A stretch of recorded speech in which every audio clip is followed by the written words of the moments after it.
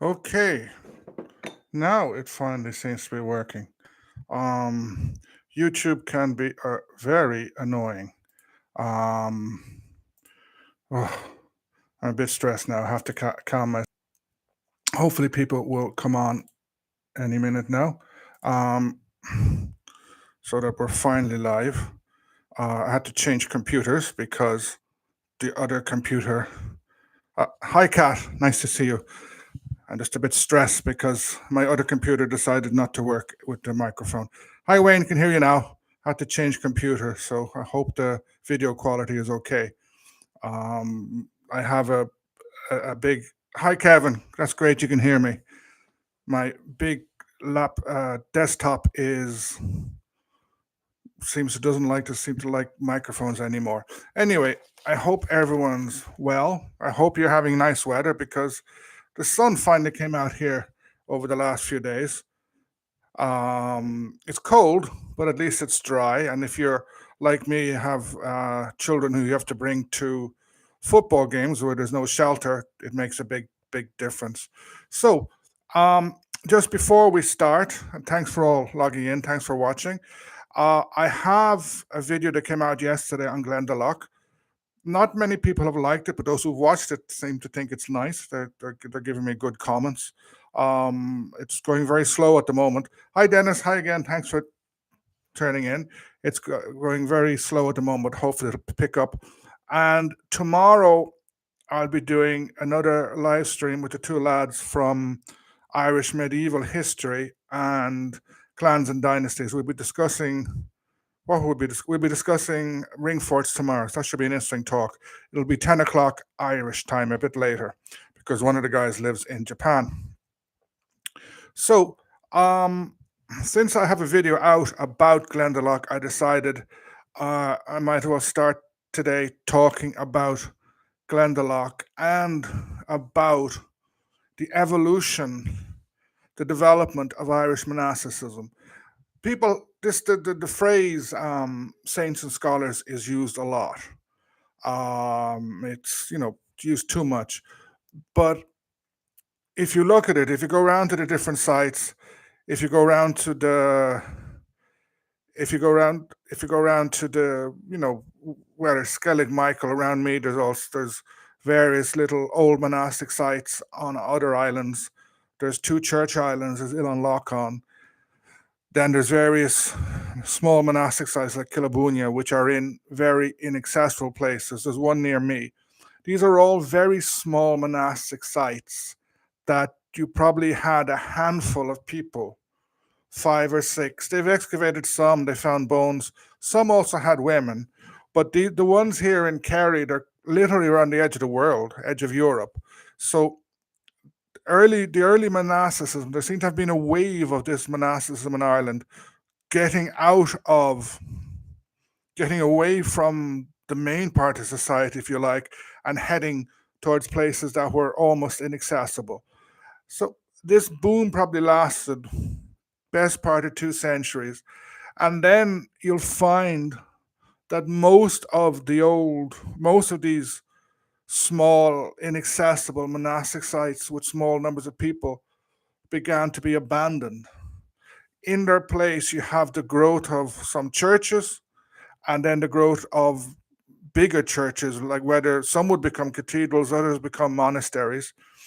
For example, Skellig Michael, which is near me, it would be abandoned latish because I think Skellig Michael was quite important. But the monks who were in the Skelligs came inland, and there's a monastery in Balnaskelligs, um, basically in South Kerry, whereas you would have had 20 or 30 or more monastic sites. You have two big monasteries, the one in Derrynan and the one in Balnaskelligs. And then you have a few churches that appear slightly later, or at least the churches that exist now. There's one in Valencia, there's one in St. Finian's Bay, and there's a few other ones. They're stone, they're medieval, or say mid-medieval. Uh, Most churches would have been wooden before that, but so there's a move towards this towards larger sites, and you can actually see that in Glendalough. Just let me mention some of the comments. Kat, yes, you need to come to Kerry. Kerry is a great place, especially Valencia Island at the very, very bottom. But these days, in the sun, Kerry is the best place in the world. Um, Wayne, I love the old rats. So do I. So do I. Um, so, talking about Glendalough, it starts with St. Kevin, who seemed to want to go, in a way, into the woods, away from the world. Um, find Witcher O'Sullivan nickname. There's loads, and I hear more and more every day. There, there was someone on my daughter's football team, and they're called Bat. I Bat is O'Sullivan, but no one ever uses the O'Sullivan. It took me ages to work out that they were O'Sullivans. Um, so Saint Kevin, he starts. He lives basically in a cave in a hermitage in the mountain. But then people begin to gather around him because Glendalough is not that far off an important trade route, and the church there starts to grow, and several small churches are built. It starts to expand. I'd say 200, 300 years later, it seems to have been quite booming in a way because this monastic city emerges, which has seven churches, one of which is it becomes the cathedral. You have high crosses, several smaller crosses. Then you have a round tower, and there is a magnificent gateway to it, which still exists. It's the only monastic gateway in Ireland. At the moment, what exists are basically outside walls and two arches.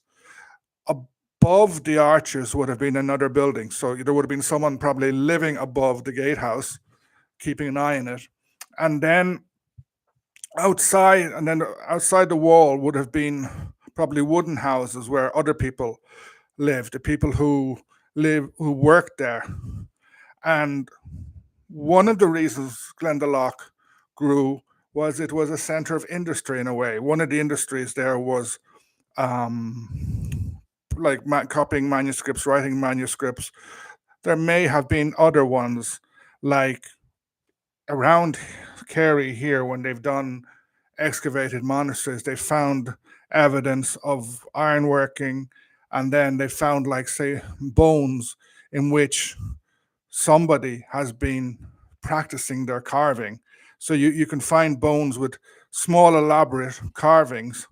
They're they're just a few centimeters long, but it's obviously someone was training to either could be some carving on a chalice or a crucifix or stone, but they're practicing there. So another industry would have been building. I'm sure there were a lot of masons were needed. If you look at the size of the round tower, so Glendalough grew from over a few hundred years from something small to this monastic city. Then one of its churches became a cathedral. It was the seat of a bishop. But then it came into competition with Dublin. Dublin was growing primarily because of the Norse, and also, oh, thanks, Kevin. Thanks, Kevin. Thanks for the lovely comment. So, Dublin is growing. It's a big Norse center of trade, of slave trading, other trading. There were lots of ships based there. Irish kings found a great place to get money. It was expanding, so it got its own bishop, and eventually the Bishop of Dublin gets, sorry, the bishop, the what you call it, the diocese of Dublin takes over that of Glendalough. Glendalough is still a diocese, but it's not one for important bishops. It's more for retired bishops. Like it's not, so it's a kind of a retirement home in a way. It's a funny concept. Um, and then it enters into decline. So the Normans come in, Dublin becomes the capital of the new state, the new kingdom in Ireland, the English kingdom in Ireland, and Glendalough gets pushed aside. Then jumping forward to Henry VIII, he changes the religion, and then the closing of the monasteries, etc. The monasteries are granted. Glendalough seemed to have escaped the thing of the monasteries. So if you come down to Kerry, Ardfert, Balnaskelligs, Derrynan, all of them were closed down. The Ardfert, which is a magnificent place, was granted to two or three different people because it's that big. And sort of various of the new English, the ascendancy to be came in and got these things. Glendalough seemed to have escaped that, but it was effectively abandoned because it got raided a lot because it was very rich. The Norse attacked it, the Irish themselves attacked it, Gaelic Irish attacked it, the English attacked it. Even though it's even though it's effectively abandoned, it still remains a place of pilgrimage because it's somewhere you can get to walk. Even now, if you follow the Wicklow Way, I'm not sure if the Wicklow Way that goes that far, but you could walk in 2 or 3 days from Dublin or other parts of Leinster to Glendalough, and the ruins are very striking if you go there. So it stayed a place of pilgrimage. St. Kevin's Day was a pattern day. Now, patterns were something very important in Irish Catholicism until about 150 years ago, until after the famine. Um, Here in South Kerry, the population was small. Many of the local areas would have a pattern day to do with wells. You would come down to the Holy Well, you walk around the Holy Well clockwise, as far as I know, supposedly saying a decade of the Rosary. Sometimes it'd be a lact where you'd put a white quartz stone. After going around the Rosary and doing all the religious part, that's when the fun began because loads of people came. So therefore, it turned into a big, big party. And there was a lot of drinking and probably some violence. At the end of the 18th century or the beginning of the 19th, there would have been faction fighting. Um, and in the post-famine era, there was a Cardinal Cullen, Paul Cullen, I think his first name was. He was what called an ultramontane Catholic. So he was trying to, for the first time ever, really exercise the power of the, the control of Rome as such over the Catholic Church and over the people. It must have been a very traumatic period because the 5 or 6 years of the famine, especially in along the western part of the country, would have been horrific because of the huge numbers who died, the huge numbers who left. Um, in some places, 20%, 30% of the population disappeared. Um, the church tried to control people much more. And one of the things they didn't like were these patterns because people would get drunk and go crazy and violence, etc., etc. So Cullen began to he began to sort of um, put pressure to end them, and they were officially banned, I think, but it still took another 50 years for them to gradually disappear. There's a very interesting place up the mountains near here, well, between here and Glenbeigh, um, Lac Fionnan. It's an Ogham stone. I've done it, mentioned it in videos. It's an Ogham stone that supposedly Saint Fionnan, who you could say is the patron saint of South Kerry, his dog is supposed to be buried there. Also, one of Fionn McCool's dogs is supposed to be buried there. But it's it's above the Kerry Way, so it's not easy to get to. It's above the old Butter Road, where people in the 18th century they would have walked from this one, St. Kerry, sorry, from Glenbeigh to Kenmare and then onto Cork, carrying the butter, which is the only product they made. And this would have been above it. So for most people, it would have been several hours walk, and they would have gone up there. I presume someone would have brought a bit of whiskey and maybe wine because there was a lot of wine getting smuggled into South Kerry at that time. They're saying they would have got drunk. And I'm sure if you're drinking the whiskey that they were bringing to these things, you would get drunk. I'm sure it was very strong whiskey. God knows what the percentage would have been, and it could well have given you a bad headache the next day. Um, so you can so there is this change. People sometimes think of the island of Saints of Scholars as something frozen. There's Skellig Michael, there's Glendalough, there's Clonmacnoise, and whatever other ones. But these places changed. They would all have started small, normally with wooden structures, and then they get bigger and bigger and bigger, and then stone comes in, and then some become the large sites like Glendalough, Clonmacnoise. What I liked about Glendalough is you have all of that. I didn't have time when I visited to go down to the lakes, but between the two lakes, there's an old Cahir, which is where probably one of the first buildings. And until a few decades ago, there was a boatman who would bring you across one of the lakes, and then you could climb up and get to the cave where it's supposed to have started. But I don't think you can get there anymore. Maybe one day they'll open a path, but it's a lovely place to visit. It's a lovely place to visit.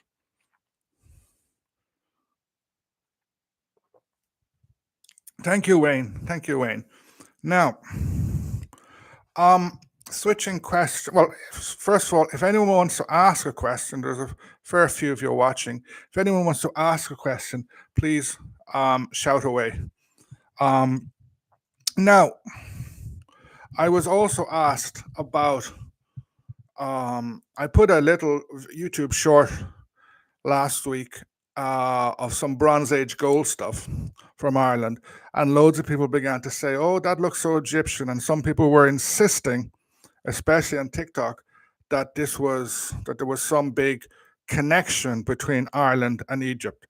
The connection, supposed connection, mythological connection they're talking about is Queen Scotia or Scotia, except she was Iron Age. So the Bronze Age is much before that. The Bronze Age is kind of in Ireland from around 2000 BC to 800 or 500 BC. Um, it was a very, very interesting time in Ireland. Down here in Kerry, there's a lot of copper. And they've discovered, because nowadays, when they find artifacts, they can do lots of very high tech analysis. And they've discovered stuff in England, some copper in England that came from here. So in the Bronze Age, you had a big, big trading network between Ireland, England, and the continent. However, this did not reach um, Europe. It's Egypt. It did not go as far as Egypt. Egypt needed tin. Ireland doesn't really have tin. Someone was insisting with me on TikTok, I think, that Ireland had lots of tin and was exporting it. There are two possible sites in the north of Ireland for tin. Some people say it was mined there in the Bronze Age. Other people say no. But certainly Ireland wasn't producing enough to go to supply the Egyptian need. Um, However, in Cornwall was, and I think still is, a huge tin producing area, and it was exporting. But there was no way Egyptian boats were sailing all along the Mediterranean, going through the Straits of Gibraltar, which I think the Greeks called the Straits of Hercules or Hercules Pillars, and then through the Bay of Biscay and through into the English Channel. Uh, tin from Cornwall probably crossed the English Channel, went by river, went by land to other parts of Europe, and there were other ways it was coming from. And in fact, there is a boat that they found in the Eastern Mediterranean from the Bronze Age, and it was very well preserved. And it contains a huge amount of copper and a huge amount of tin. In the exact amount of, I think it's like 100 tons of each or something, enough to produce 100 tons of bronze. The two things. So, but they reckon that boat could have come from Cyprus or Crete. It may well have been heading towards Egypt. So, Bronze Age Ireland didn't have this connection with Egypt. Now, if you go into certain parts of the internet, people will talk about Queen Scotia, and they insist that she was a daughter of the pharaoh. Some people get very carried away, and I think they say she's the daughter of the wife of Tutankhamun, and that they say she married an Irish guy, and then they had to flee, and they went to Spain, and then from Spain they came to Ireland. Um, yeah, I agree with you, Emperor Cork. It wasn't the Egyptians, the Phoenicians, the Greeks, the Romans, etc. I'm actually just talking now about the myth of Queen Scotia. Um, However, I read about it. I read some stuff from Egyptologists, and these people say there's no way an Egyptian princess would have been married off to a foreigner because prince, even the word princess is funny to use with Egyptians. The royal families were sacred. There are some queens became pharaohs. It seems that not every pharaoh was a man. So these people were deities. They actually have some letters, uh, an exchange of letters between a certain pharaoh and a king of elsewhere in the Middle East, whereby um, this person was asking to be married, asking for a younger daughter to marry, and the Egyptian pharaoh saying no way. So the, Scotia is an invention. It's a clear invention. It was copied, obviously, off the story of Moses, because there are parts about, I think, the person who would become the Irish man being found in a basket. I think the earliest record of it is from the 10th century, and it was obviously an attempt to give Ireland, to give the Gaelic people uh, an ancestry in the Bible. Everybody was doing it at the time. I've mentioned before about the English. They came up with this invention that Brutus, who was supposedly a son of the king of Troy, survived Troy, moved along the Mediterranean, and somehow or other ends up in what becomes England, and he becomes the King of England. And if you look at the work of Spencer, for example, in the 16th century, he uses this as a justification.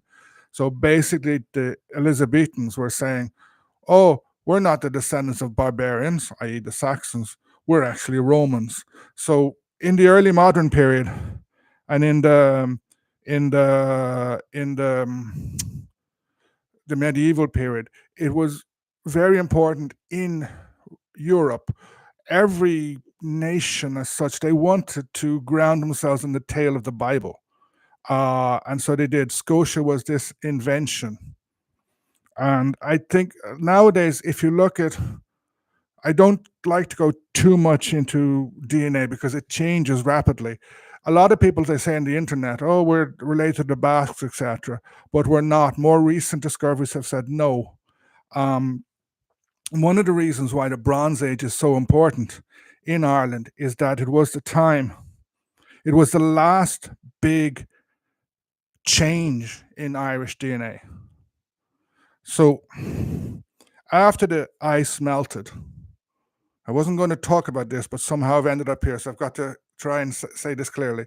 The ice melts around 10,000 BC. Then some hunter-gatherers people move in, and then they get pushed out or they disappear, and you have the Neolithic people, i.e., um, the people who would eventually build Newgrange, Doubt, those big ceremonies. They come in. Then, in the Bronze Age, the Neolithic people are pushed out, replaced by a new people who originally came from the steppes, possibly Ukraine, possibly further east. Depending on who you read, the area moves a bit. But there was a movement across Europe of these people. They come into Ireland, and the DNA changes massively. And since then, the DNA hasn't changed that much in Ireland, in part because this Bronze Age movement, I think most European peoples are descended from them. It's like a Norse person coming to Ireland in the 9th century, he would have shared a lot of the same DNA deep down. Okay, if you go into the various, you know the way when you start reading about it online, people will say or 1027. Um, those are more specific, but in the general picture, in the Bronze Age, um, the the the the, the DNA change was the last big change. Wayne, you just mentioned the bell beakers. Yeah, that's it's the funniest name ever, I think, given to a people, the Beaker people, because of their type of pottery. And 30, 40 years ago, people were saying, no, there wasn't that much evidence of bell beaker people or beaker people in Ireland, but they've been finding a lot more, and they seem to have been fundamental in the Irish story. Yes, good point, Kevin. Your ancestors were not pottery. Um, yeah, these people would have had their own names for themselves. Unfortunately, we don't have any idea of what that name was, in part because it doesn't seem to have been written down. The first writing we have about Ireland in Ireland is Ogham. It's all post-Christian, so we don't know what the Beaker people called themselves. And I'm fairly convinced that there would have been different groups in Ireland calling themselves different names, because if you look at it, if you take, say, stone rows or stone circles, there are different types in Ireland, different parts of Ireland. In southwest Munster, there seems to have been a culture that was big into building stone rows and some stone circles. There's two big stone rows near me, Ictarcua and Kilrelic. Um, they were built by some culture. We don't know who this culture were, but they probably differentiated themselves from people up the, say, people who would have been living in Limerick County, you know. Um, so Ireland in the Bronze Age was probably split into a large number of cultures. Um, then between 800 and 500, the Gaelic people emerge. Um, if you're of my age and you went into school, you were probably taught that the Gaelic people, there was a Celtic invasion. You have Latin and Hallstatt, and then they come to Ireland, and then many people say, "Oh, the Milesian story. That's the history of the Gaelic invasion." But first of all, the the DNA evidence has shown there wasn't a big change in DNA since the Bronze Age. Second, more and more people, and I think it's basically proven now that the Irish language didn't was not something brought in from outside. It's a language that developed in Ireland, in the island. I don't want to go too much into that now because there's a lot of detail that I would have to familiarize myself before. Um, sorry, Emperor of Cork. You mentioned the Bronze Age collapse. The Bronze Age collapse was around 1100, because there's a book that I read part of. I think it is called the Bronze Age Collapse. I think it says no, it's called 1172 or something. It's a book by Eric somebody about that. The Bronze Age collapse was this pivotal period. In you had the sea peoples in the Eastern Mediterranean. Crete collapse, and the Minoan culture collapsed. The Egyptians come under great stress. And there's various cities in what was, thank you, Eric Klein, that's it. You had various cities in, I think there would be Phoenician cities, we're not sure. I think Tyre was one, and they've shown that there were fires, etc., etc. As with any part of history, there's a great discussion about this. So you have this Bronze Age collapse in 1100, and you're saying there was a second one.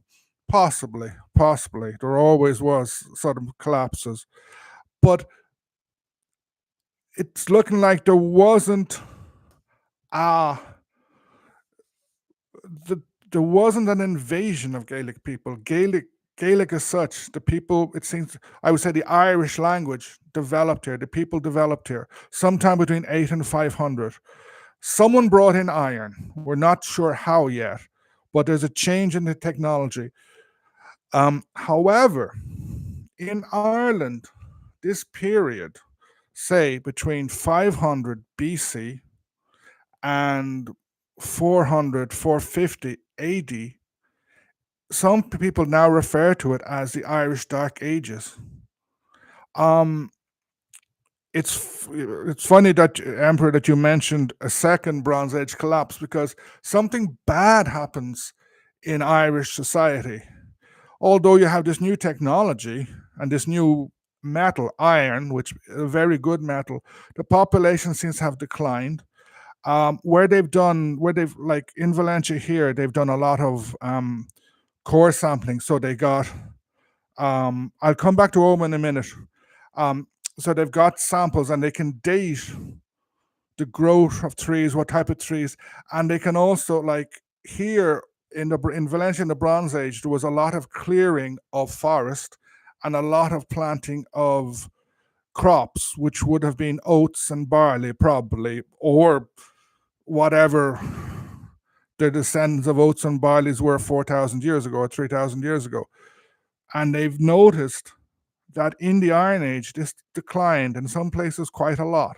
So the land under cultivation falls in Ireland, which many people think means that it's the population is declining or there's an economic decline.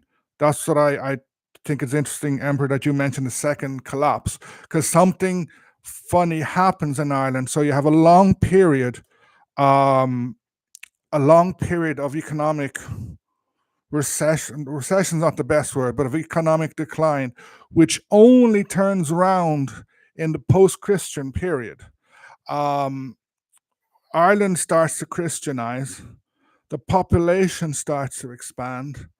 I'll be talking about this a bit more tomorrow, but one of the reasons we know the population is expanding in early Christian Ireland is you have all these ring forts appearing. So there's more and more families. Um, like the population seems to have expanded. Also, forests start to be cut. There's a lot more crops being grown. So somehow the Iron Age was a dark, and we have there's very little material. Go to the National Museum in Dublin. You'll see the beautiful gold from the Bronze Age. You'll see these amazing swords, long rapiers. You'll see loads of tools. There's some hoards with some amazing stuff. The Iron Age, they found stuff recently, a few idols here and there and stuff like that. Um, but you don't find the amazing, beautiful stuff from before, the torques, etc. Um, it's why we don't know, but hope maybe in 10 years' time people will know more. Just because you're discussing Ogham appears with Christianity in Ireland. Um, I listened to an interview on the Irish Medieval History podcast, which is based in, where is it based? It's based in Maynooth. Lecturers from Maynooth do it. And they were interviewing David Sifter. I think he's German, but he's a professor of Old Irish, probably in Maynooth. And he knows his stuff. He's the best expert in Ogham. He thinks Ogham may have been invented by one or two people because it's very, very precise. And it's not runic, despite the fact it's those little lines going along, It's not runes because each thing corresponds to a letter. So it's based on the Latin alphabet. And doing a lot of what you can call linguistic archaeology, um, they are they are tentatively identifying phases in Ogham. There's the early one is around the 4th century, and then it goes for I think the period of 200 years. There aren't Ogham inscriptions praising Jesus, but there are several Ogham stones which have crosses. Um, and then they they look at the words used. It develops at the same time as Christianity. It doesn't mean it was religious as such, because where I am in Kerry, it's Kerry and Cork are the center, or is where the highest amount of Ogham stones are. There's two near me. Like a lot of the Ogham stones have been lost. Lord Ventry near Dingle, and Ventry near Dingle, there's a girls' school there, and there's a big driveway down to this girls' school, and it's full of Ogham stones. So Lord Ventry in the 19th century went around picking up Ogham stones and putting them in his driveway. The same happened elsewhere. If you go to UCC, in UCC, I think it's called the Aula Maxima. It's this lovely old building, but they have a corridor there with about 30 Ogham stones. And the number of Ogham stones in Ireland and is 200 or 300. There's not that many. So if you consider how often, how if you consider the numbers that Lord Ventry got and whoever collected the ones in UCC, it's a considerable portion. The ones in UCC, at least, you can actually see them very well, because the two near me, the writing is fading because of weather, because of cows. Cows love them to rub themselves against them. So they get very hard to read when left out in the weather. The ones in UCC, at least they're protected. In about 10 kilometers from here, there's a medieval church that has an Ogham stone in up high, but that Ogham stone is there probably accidentally because you can't read the Ogham properly. It was a stone that they picked up when building the church, and fortunately, you can still see there's Ogham on it. That's why they know that. That's why they know it's there. There are probably churches and maybe castles that have Ogham stones that we don't know. And in many souterrains, if they start to excavate the souterrain, originally souterrains were in. Hi, Kira. Nice to have you listening. Originally, souterrains were, you associate them with rats and ring forts, but there's a lot that are not. They're just by themselves, and many of these souterrains, they've noticed that they sort of pick up the stones that are hiding the trench, and they find Ogham. So people just picked them up. They were handy stones for covering. It's funny. So if anyone is in Munster, go into your garden and see, can you find any Ogham stones buried? You never know. And then Ogham, then it continued in use. It changed slightly. Well, the Irish language changed slightly. The words changed, and there is a medieval book where someone actually wrote down a lot of stuff in Ogham, and I think he actually wrote down the alphabet. So that's one of the reasons why we know what it is. It's been found there's a few wooden pieces of it, and I think there are some bones with it on, etc. And as someone said, it's found heavily in Munster, especially Cork and Kerry, and there's a few other places. I'm not sure about Glastonbury. I know Scotland, Wales, and possibly Cornwall. And I'm fairly sure that someone found an Ogham stone recently in the north of England. I'm fairly sure there's several in the north of England. Okay, there's been a lot of chat here. Yeah, okay. Now, another question. Just one second, have it my tea.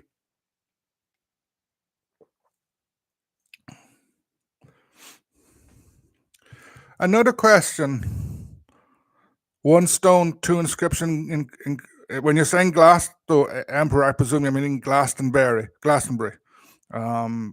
That's interesting. So you're all getting Ogham tattoos.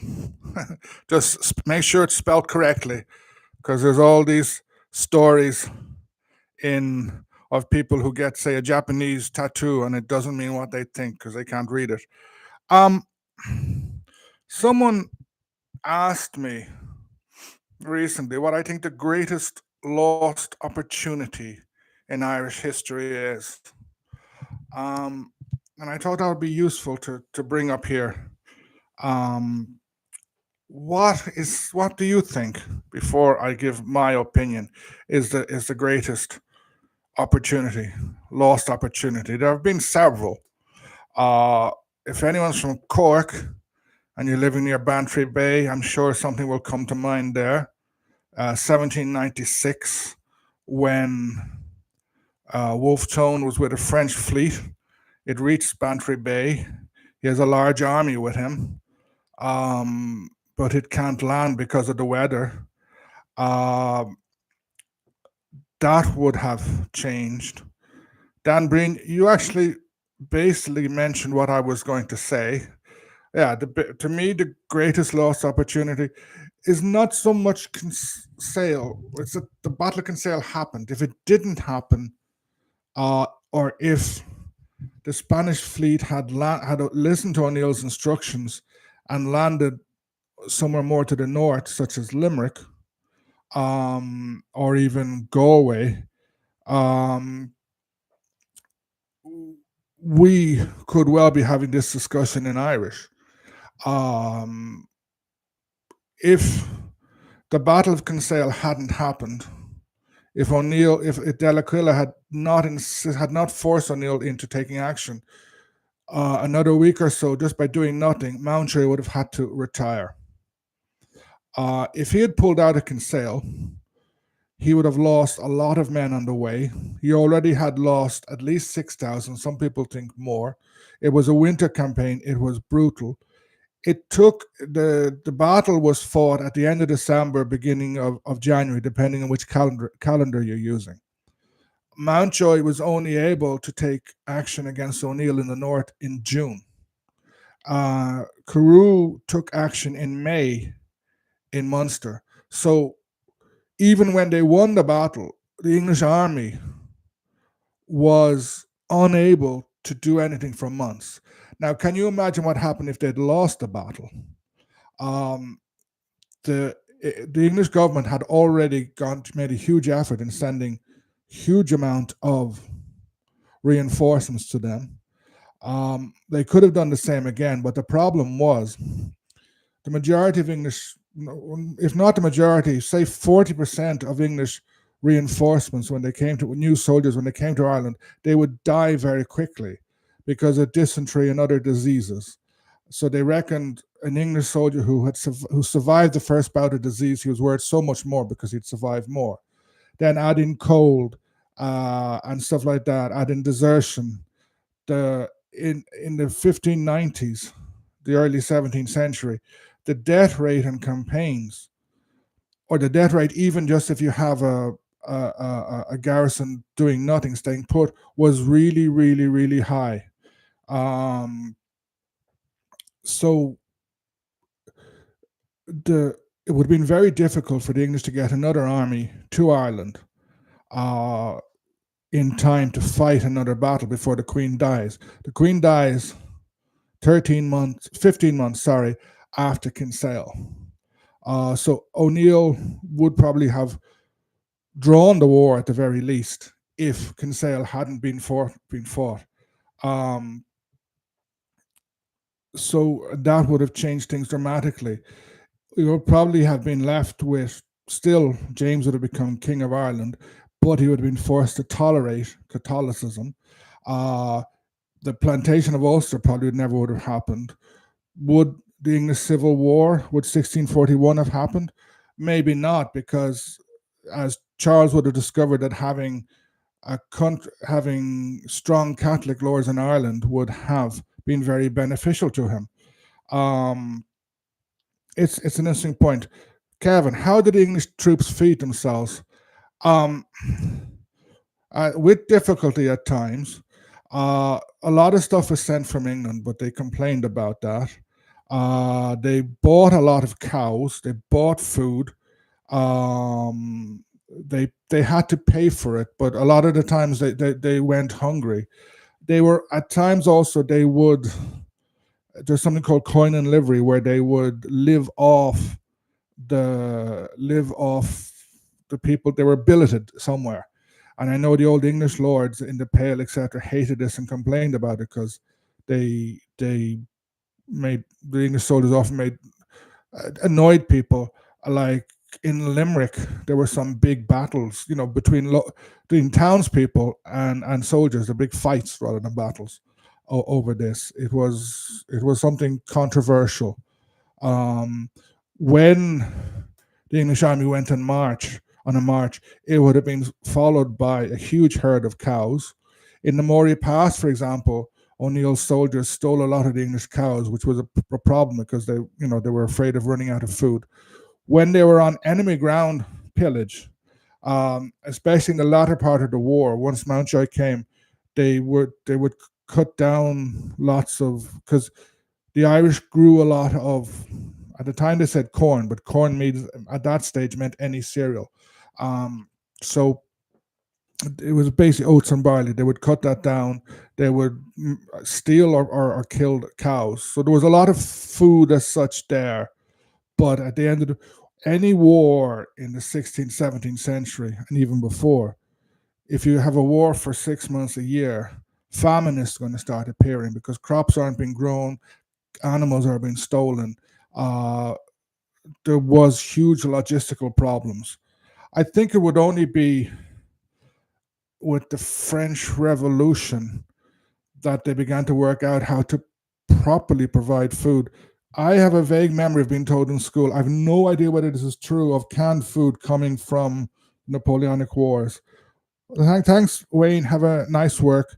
Dan, you mentioned about someone bluffing the French at Bantry. I hadn't heard that war. I hadn't heard that because, as far as I know, they weren't able to land. There was a huge storm, or as they said at the time, a Protestant wind, a Protestant wind. Um, the English didn't kill their horses for food at Kinsale. They were worried actually about feeding their horses because they would have grain stored, but they were running out of it. And the war horse, especially an English war horse, which was bloody big, eats a lot. Um, if you look at if you just go through our rural Ireland, look into a field where there's horses. They eat, they eat, they eat, they eat. Because grass is not very nutritious for them. So if you're an army, you have to feed a horse something like oats, and they eat a lot, and they go through it quickly. So the English were very, very worried about their their about feeding the horses. That it one, if it had been another week or so, probably the English first of all would have sent their cavalry away because otherwise the horse would have got too weak to ride. And like O'Neill was very unlucky in that a week beforehand, while under pressure from Delaquila to take action, he marched his army towards the English. The English reacted quickly, but he withdrew. At Kinsale, he goes up to Dunmartin Hill. The English start coming out up at him. There's no sign of the Spanish, so he withdraws. He comes to a little stream and he stops on the far side of that stream. I think if he hadn't stopped, he would have been okay because his men would have been able to withdraw faster. The English horse wouldn't have been able to advance very far for very long. And if you read the reports after the battle, the many English say that more Irish would have been killed if the horse had been stronger, or if much of the horse was from Thomond. Donald O'Brien, the Earl of Thomond, was in charge of much of it, or Clanricarde from Mayo. So they said that these Irish soldiers were fighting inside, instead of killing O'Neill's soldiers, just kind of hit them on the back, so they were able to run away. And many of the Irish escaped because they ran quickly. The horse wasn't strong enough to pursue them properly. Um, yeah, it reminds me of the Civil War where irregulars would issue receipts. Yeah, that happened quite a lot. That happened in all wars. and nobody has ever liked it. And I'm sure you can go back to any country in Europe at any time, and you'll find people issuing receipts for food and locals grumbling about it. Locals grumbling about it. Um,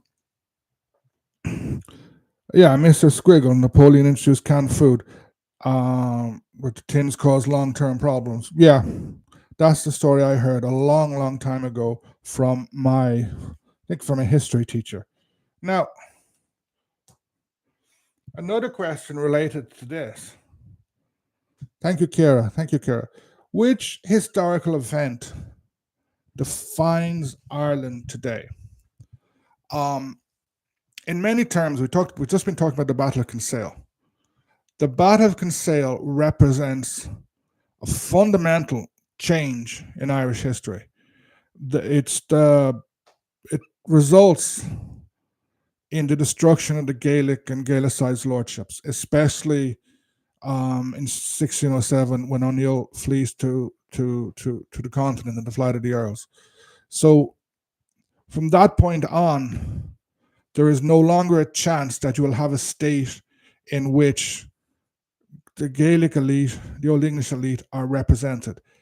If you look at Scotland under James, before he became King of England as well, um, you have the Duke. Not, I'm not sure. He was. You have Argyll. I don't think he was a Duke at that stage. He was, although he was Protestant, he was also Gaelic, but he was very integrated the in the court of James. James was cruel to some of the Highlanders, but he managed to bring some of the Highlander, the Scots Gaelic elite into his state. So he didn't have the same problems that Elizabeth had. He was able to deal with that. Um, with Kinsale, the possibility of something similar happening in Ireland ends. What happens is you have um, a colonial state now being built, which is made worse by the results of the 1640s and Cromwell, and then by the 1690s Williamite War. So, 100 years later, say in 1701, you have this colonial state. You have an ascendancy.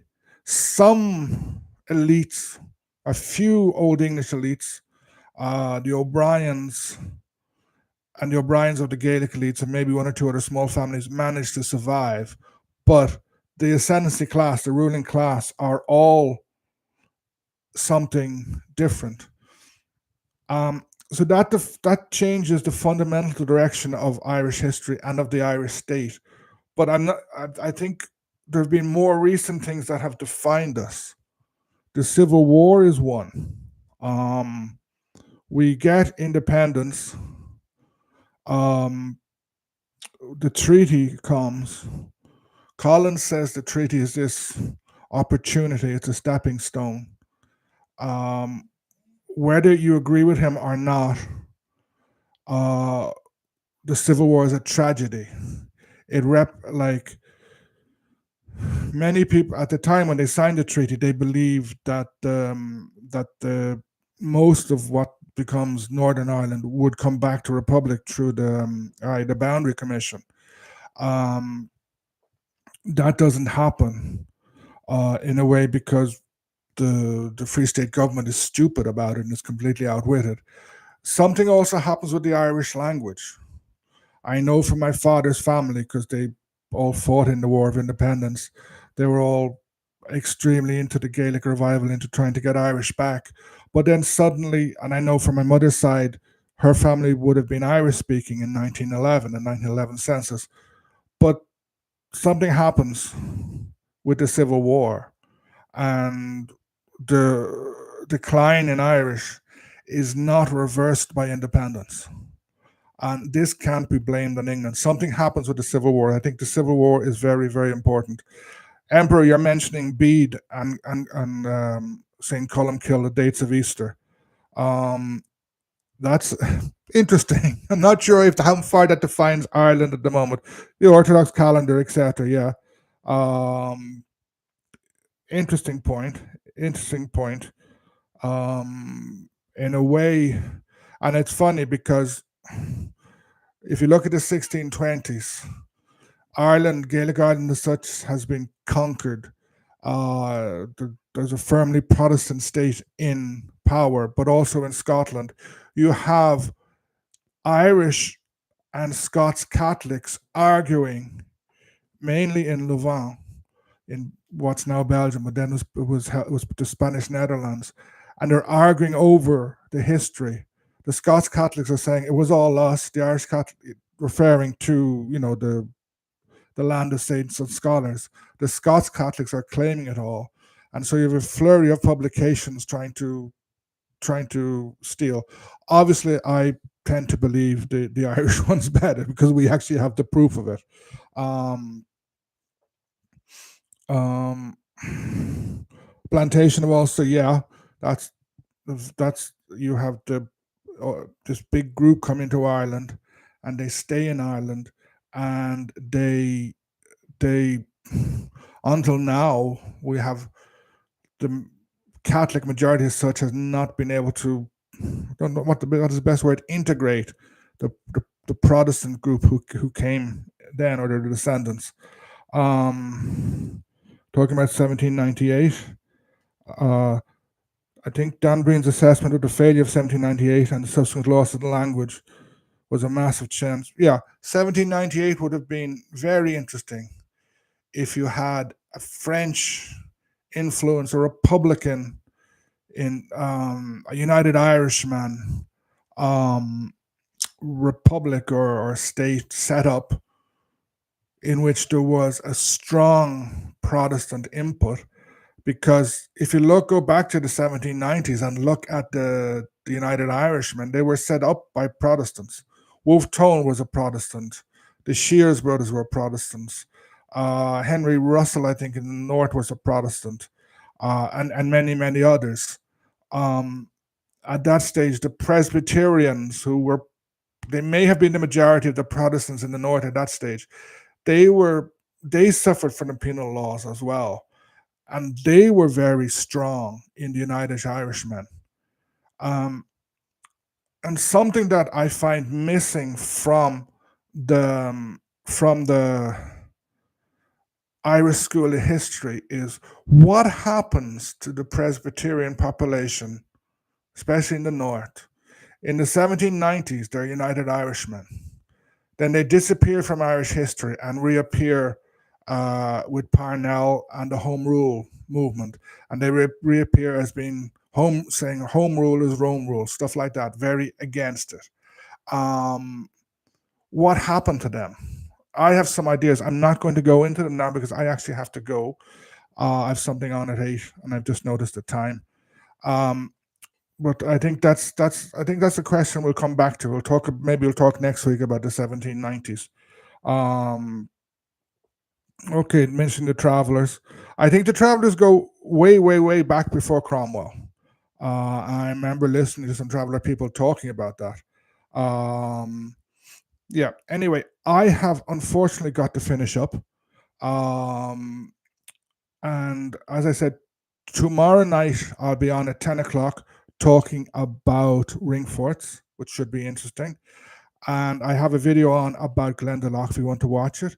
So St. Patrick's sister was married to the King of Brittany. That I didn't hear.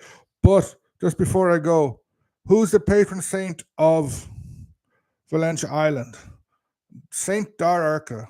And she also was a sister of St. Patrick. St. Patrick has loads of sisters. But Saint Dararca, as well as being patron, she was very busy. She was patron saint of Valentia Island, but I think she had about 10 kids. So poor her. She was busy being a mother and being a saint. Um, Poor her. And all these sisters of St. Patrick who appeared, because there are other ones. Um, okay, so I really better go. So I will see some of you tomorrow night, I hope, and then keep an eye on my videos. Oh, thank you, A. Okay, so thanks, Dennis. Thanks, Kevin. Thanks, Dan, Emperor of Cork, Kira, who else? Mr. Squiggle, Dan Brian, Wayne, and Kat. Thank you all. Thanks for listening and hope to see you again soon. Okay, Bye bye. Slán.